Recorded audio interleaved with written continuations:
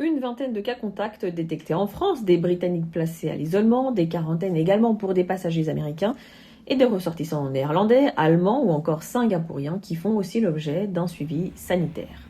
La propagation de l'hantavirus est prise très au sérieux par les autorités sanitaires des pays concernés, en particulier après la mort de 3 passagers à bord du bateau de croisière MV Ondius. Alors, que sait-on précisément sur cette maladie ? Contrairement au Covid, l'hantavirus n'est pas un virus nouveau. Les scientifiques le connaissent depuis les années 70. Il appartient à une famille de virus transportés principalement par des rongeurs sauvages.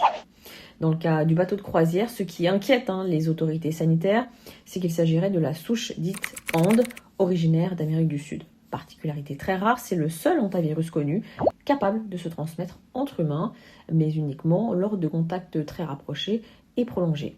Rien à voir donc avec un virus hautement contagieux circulant dans l'air comme le SARS-CoV-2.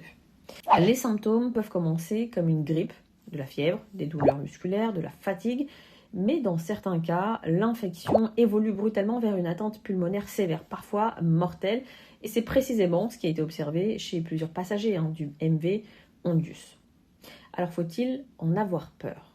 Les agences sanitaires européennes et l'OMS parlent d'un risque très faible pour la population générale, mais cet épisode rappelle surtout une réalité scientifique. Les zoonoses, ces maladies transmises de l'animal à l'humain, restent une menace surveillée de très près.